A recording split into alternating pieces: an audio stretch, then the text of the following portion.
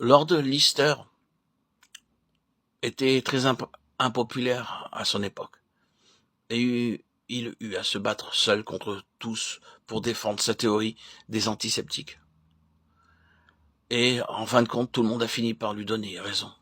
Cela a pris du temps. Florence Nightingale mena un combat acharné contre des personnalités hautes placées. Par la suite, elle fut justifiée sur toute la ligne, malgré sa solitude. La popularité n'est pas forcément un critère de vérité, il faut s'en souvenir, lorsqu'on est confronté à un sujet qui, selon moi, a été enveloppé d'un brouillard de suspicion et d'opposition. Nous sommes sûrement tous enclins à croire, premièrement, que suivre l'agneau partout où il va est d'une importance solennelle, et deuxièmement, que tout le monde n'est pas désireux de le faire. Cela ne règle-t-il pas la question dans son ensemble?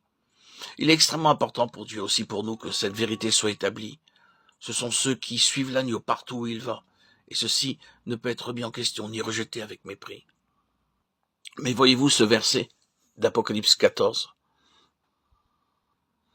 s'applique à un groupe d'individus bien particulier.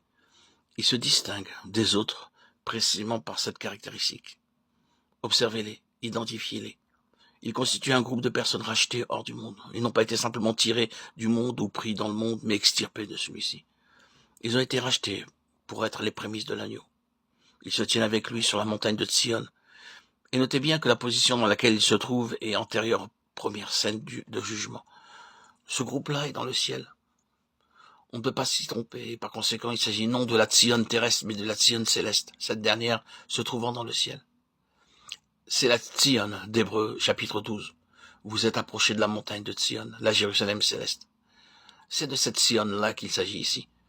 Il est nécessaire de souligner cet aspect, parce que le livre de l'Apocalypse fait état d'une autre Sion et d'une autre phalange issue des tribus d'Israël. Ceci se trouve au chapitre 7, et il ne s'agit pas du groupe du chapitre 14.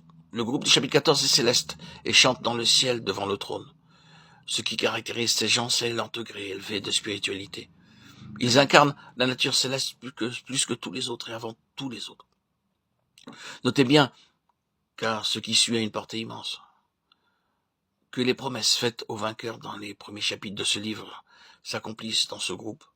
Le Seigneur avait dit à propos de certaines personnes qui vaincraient qu'il écrirait sur elles le nom de son Dieu et son nom nouveau, Apocalypse 3.12. Citons cet autre passage à l'appui. 144 000 qui avaient son nom et le nom de son Père écrit sur leur front.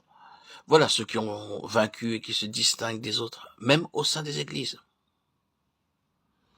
Ensuite, ils sont dénombrés avec précision et forment une phalange tout à fait particulière. 144 000, ce nombre n'est sûrement pas à prendre au pied de la lettre, pas plus d'ailleurs que le terme agneau. C'est un nombre porteur d'une définition. 12 multiplié par 12, c'est le gouvernement, le chiffre du gouvernement et la plénitude du gouvernement. C'est là, voyez-vous, qu'il faut faire à nouveau une distinction.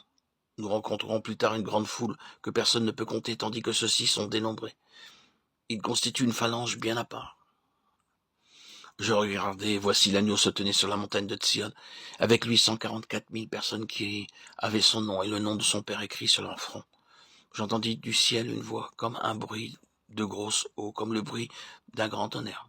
Et la voix que j'entendis était comme celle de joueurs de harpe, jouant de leur harpe. Ils chantaient un cantique nouveau, devant le trône et devant les 4 êtres vivants et les vieillards.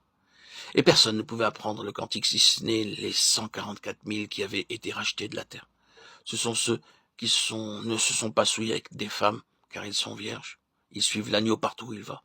Ils ont été rachetés d'entre les hommes comme des prémices pour Dieu et pour l'agneau. Et dans leur bouche, il ne s'est point trouvé de mensonge, car ils sont irréprochables. Apocalypse 14, 1, 5.